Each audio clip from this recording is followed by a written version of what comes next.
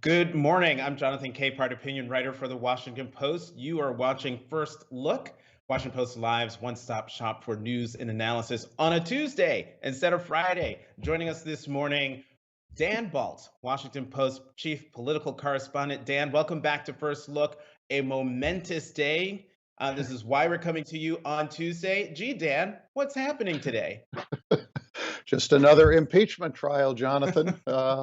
They come at us pretty quickly these days. No, I mean It it's extraordinary that we're going through this again. But the Trump presidency was extraordinary in so many ways, and so here we are again going through an impeachment trial in the United States Senate. what can we expect today? What are the rules that have been set up that will govern what we see over the next few days? Well, I mean, we will start out with a debate, 4 hours of debate about the constitutionality of conducting a trial for someone who is out of office. Again? As, Didn't they do uh, this last week, Dan? no, they didn't. There was no real Oh, debate about it the last time. oh, okay. It was just a vote. there was a vote about it, and Okay. 45 Republicans indicated that they basically thought that this was not constitutional. But there was no debate on it, and that's what we will see today. Many Republicans have seized on some legal analysis that says you can't try somebody who is out of office because impeachment calls for removal from office, and the president is already out of office. Um, but I think the weight of legal scholarship, constitutional legal scholarship, is on the side that you can do this, that this is entirely within the Constitution. And one of the compelling arguments that was published in the Wall Street Journal a day or so ago by Charles Cooper, who's a well-known conservative legal scholar, says that there's actually two parts of what the trial will be getting to, particularly if there's a conviction. One, a conviction would require removal from office. That's already happened with this president. But after a conviction, there can be a vote about whether to uh, prohibit that person from ever holding federal office again. And so that can certainly take place after somebody is out of office. So, but that will be the nature of the debate today, and then they will go forward starting tomorrow, presenting the House managers presenting their case. Each side will have 16 hours to do that over a period of number of days. Well, despite the differences between the articles of impeachment from the first trial versus the article of impeachment in this trial, those are different. But how will this be different than the first trial? Well, I think in one way, unless they end up calling witnesses, and that seems less likely than more likely, this will be a shorter trial. This trial could be over by sometime earlier to middle of next week. The prior trial went on for several weeks, as you know.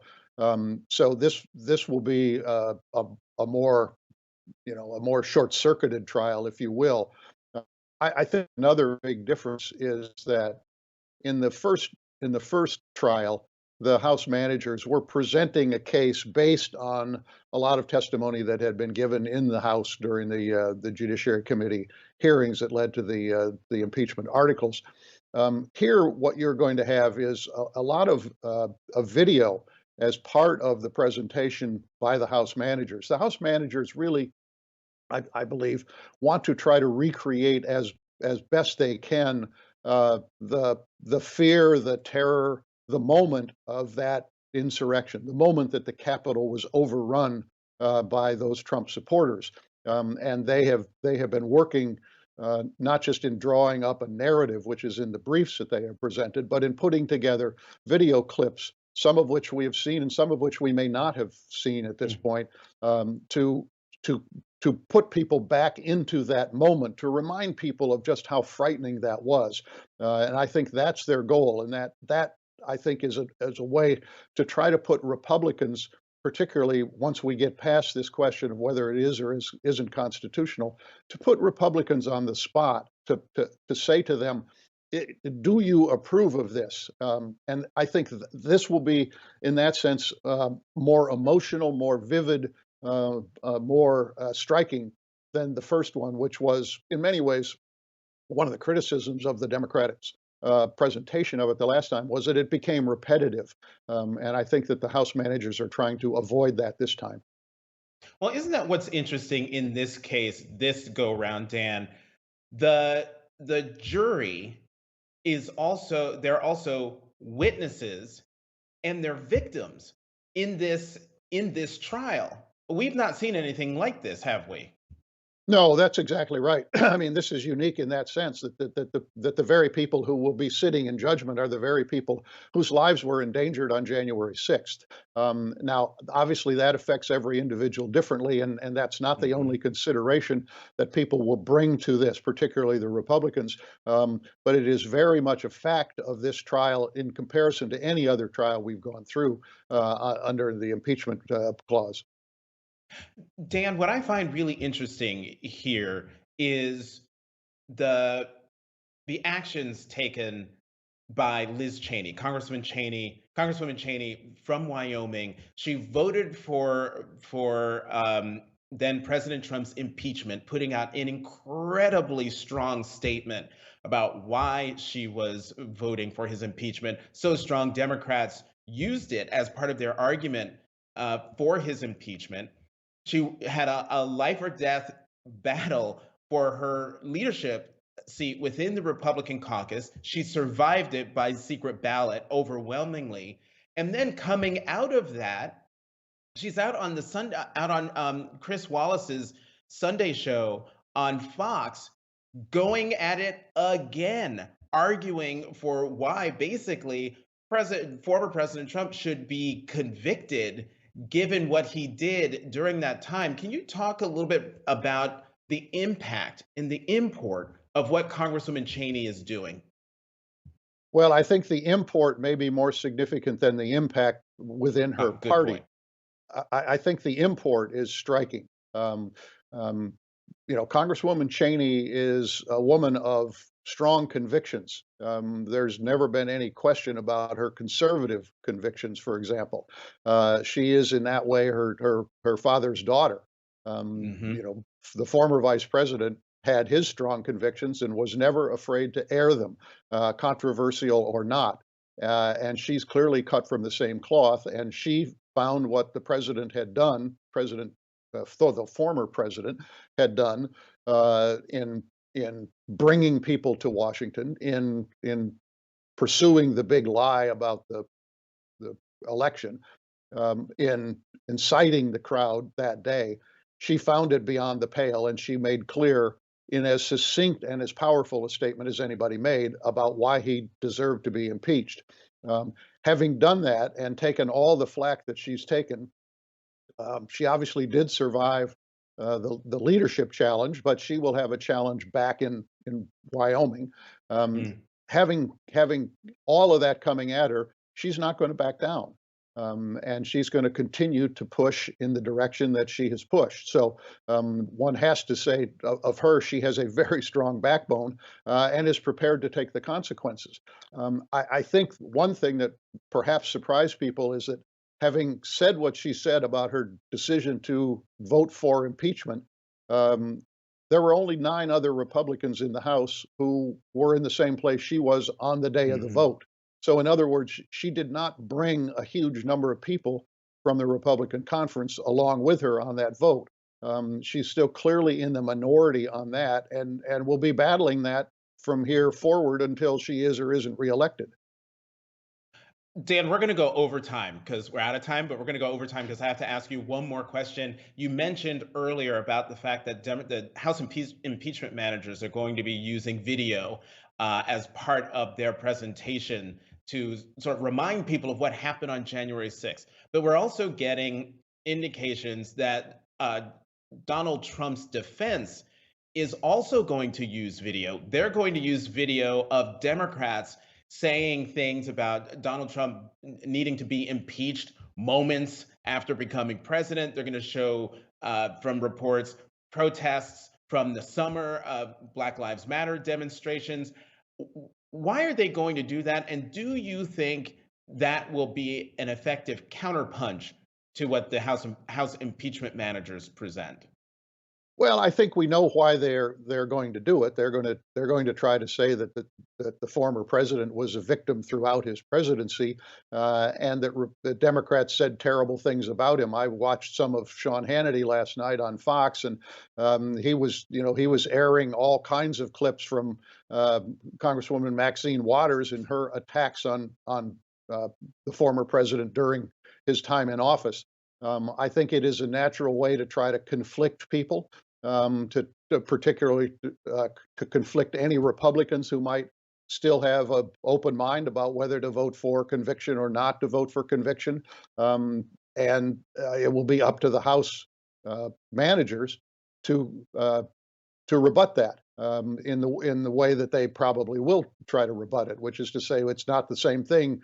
Whoever the Trump lawyers use, whether it's Maxine Waters or any other Democrat, they're going to say this is not the president of the United States. They did not assemble a crowd in Washington. This is not the same thing, and you should not compare the two and call them equal. I would guess that would be the House managers. But it's understandable that the Trump lawyers are doing that. I mean, if you look through their briefs, they have cherry picked through the president's speech on January 6th to make it sound as benign as possible. Again, that's what lawyers do, and that's what they're expected to do.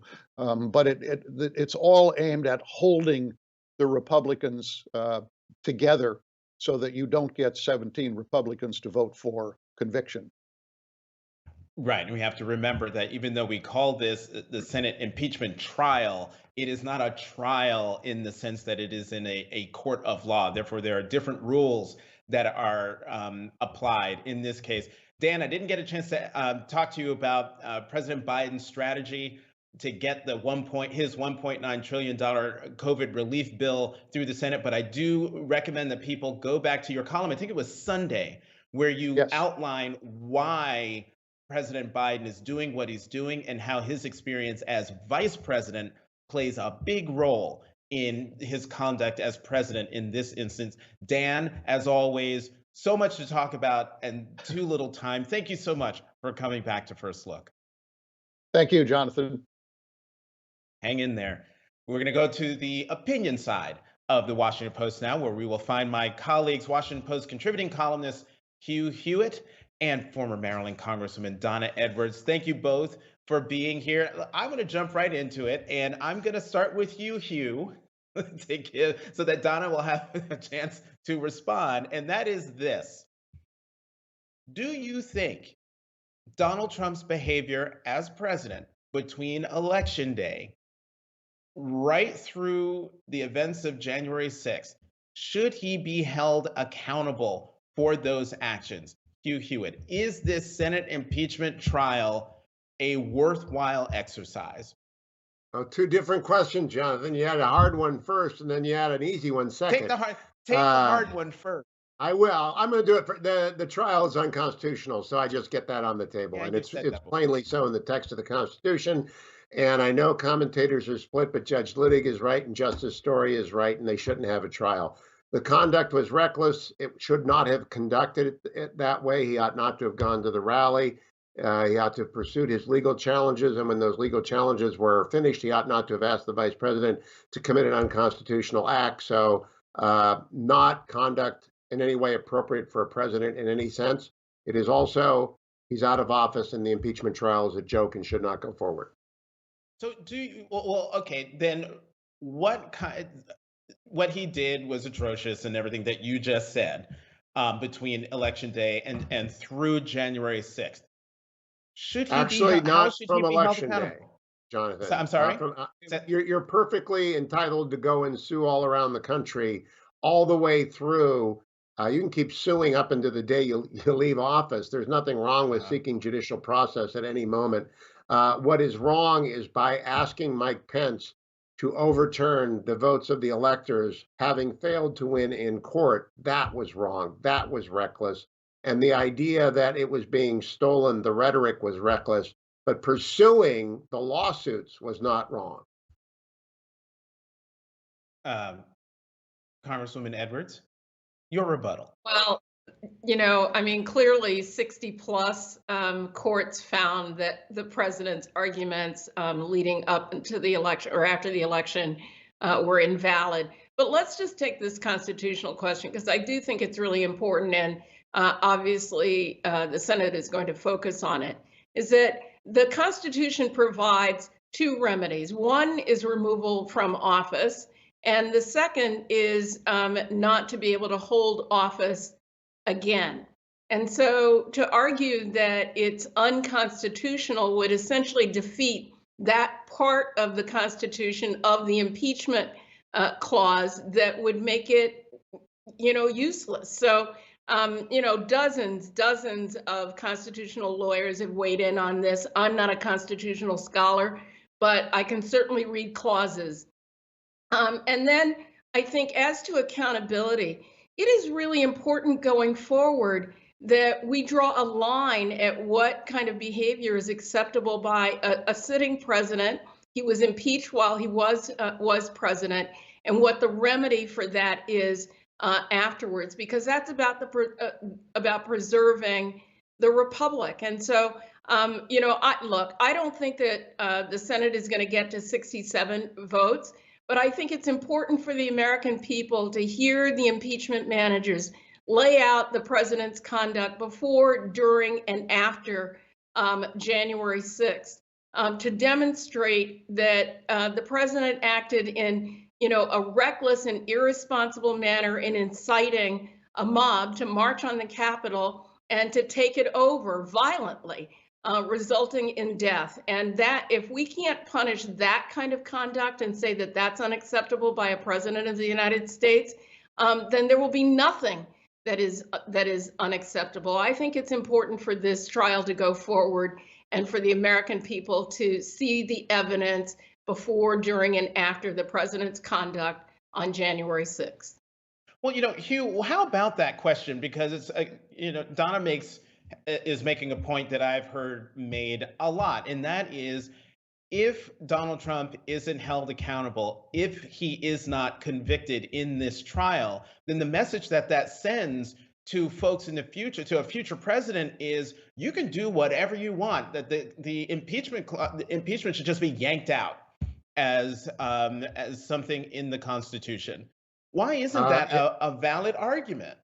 It's not a valid argument, because they could have impeached him on January 7th, and they could have had a trial on January 8th if they had wanted to actually remove the president and apply the clause that Donna refers to. It's conjunctive, by the way, Donna. It's and.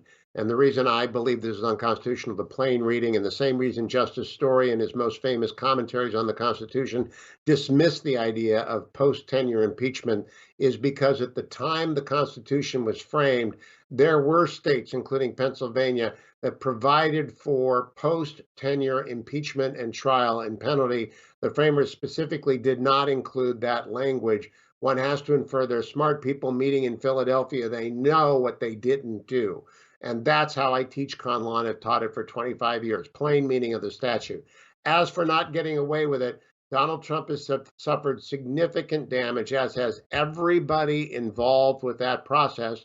And to be clear, every one of the 800 people who entered into the Congress illegally has to be considered for prosecution. I believe 20 of them are going up on charges of conspiracy and illegal entry. Someone's going to go to jail for murder. They should, at least for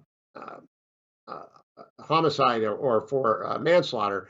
But something is going to happen to everyone who broke the law. The question of incitement under Brandenburg versus Ohio is the ability and the intent to incite a riot.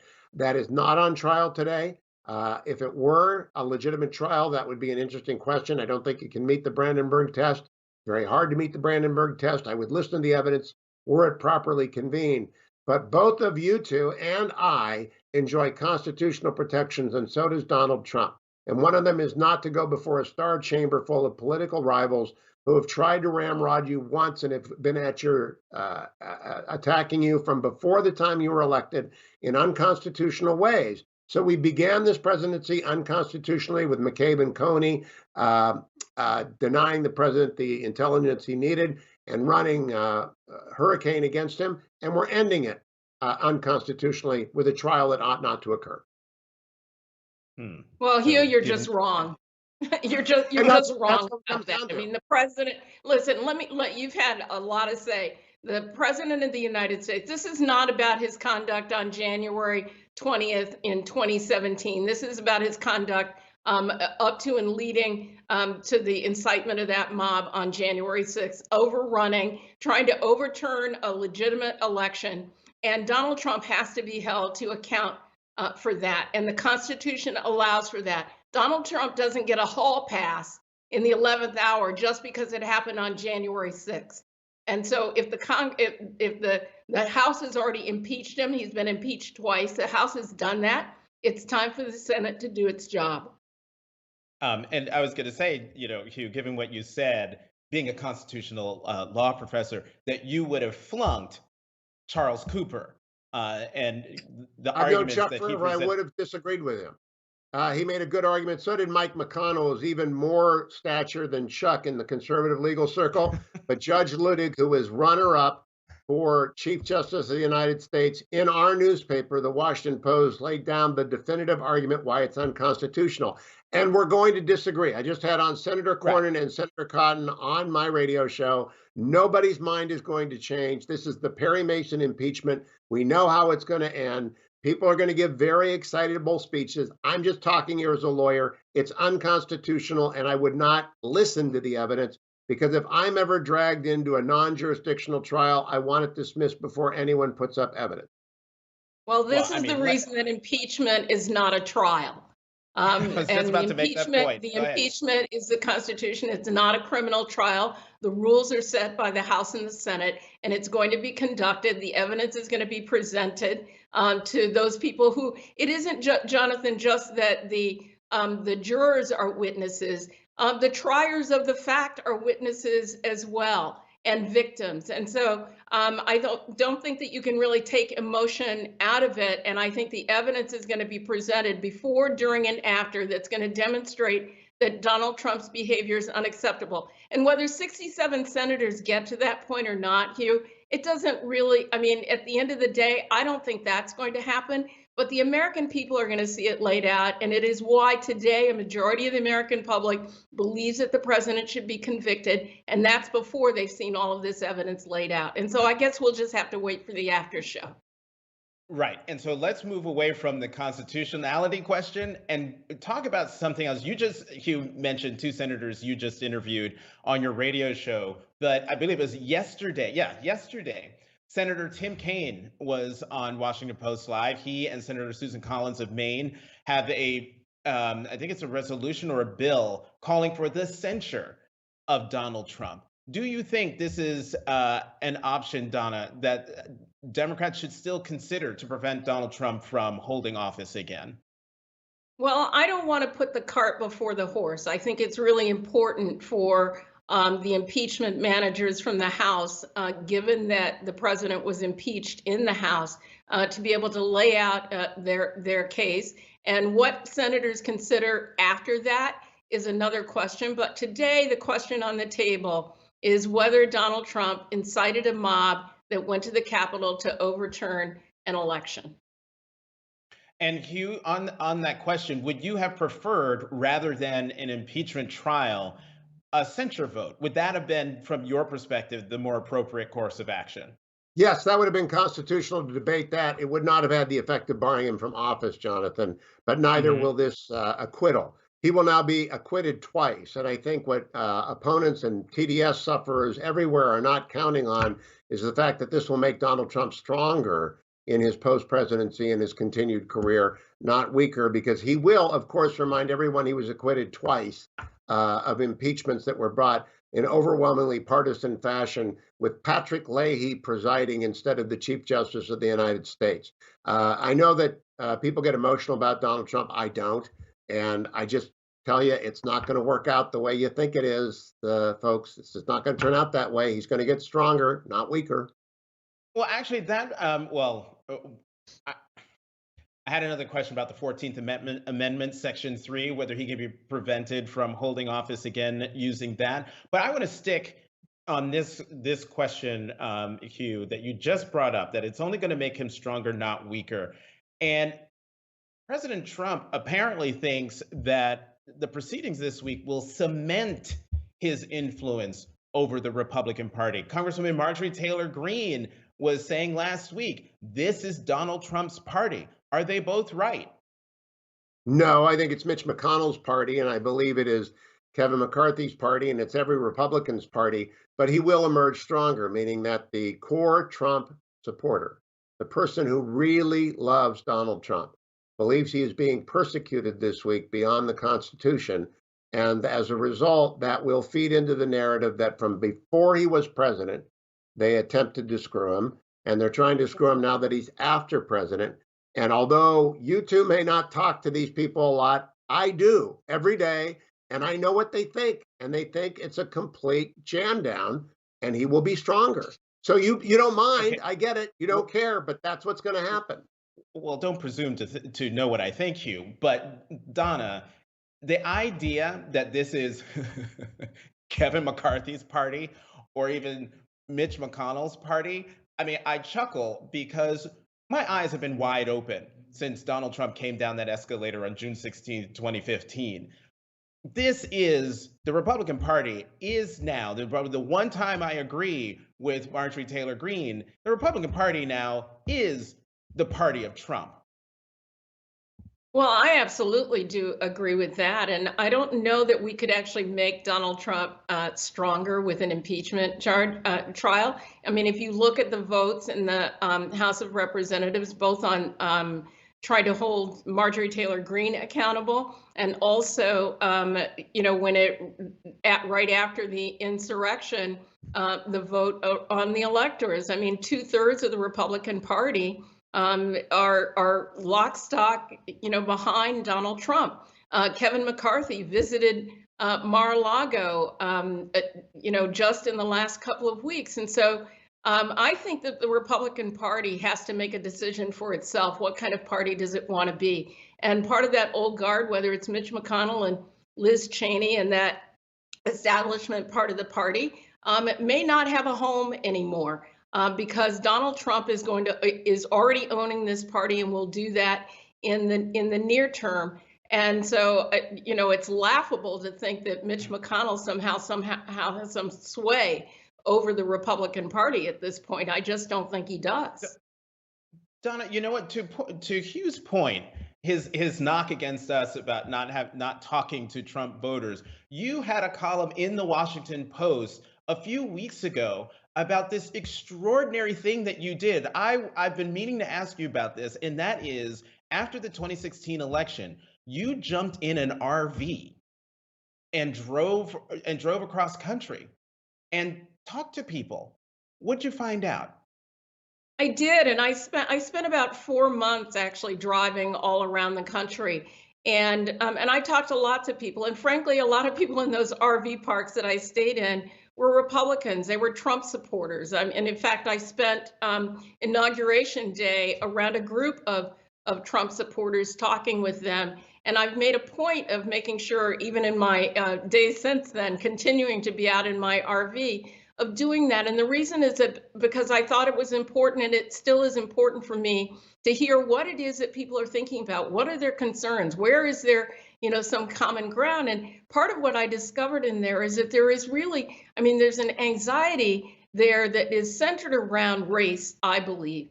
And I think that we've got to get to the bottom of that. And we've seen that explosion over the course of the Trump presidency. And I don't think that is over yet. And and so I've learned a lot from people, but just because I'm a liberal Democrat, a progressive Democrat, doesn't mean that I can't have conversations with people to try to understand where it is that they are. And I don't think we can convert all of them, but I'm going to tell you something. If it's 30% that's, sort of hardcore deep dive into Donald Trump, that means that we may have an opportunity with some others. And I hope, frankly, that the Biden presidency gets to that. And with that, we could go around and around and around and keep going on this. The conversation about the Senate impeachment trial that is going to happen today, but we're going to have to leave it here. Hugh Hewitt, Donna Edwards, thank you so much, as always, for coming back to First Look. Thank you, Jonathan. Thank you, Donna. Thanks. And Washington Post Live will be back tomorrow at 11 a.m. Eastern with Congressman Adam Kinzinger of Illinois. He's one of the 10 Republicans in Congress who voted to impeach former President Trump. You absolutely don't want to miss that. Once again, I'm Jonathan Capehart, opinion writer for the Washington Post. Thank you very much for tuning into First Look on Washington Post Live.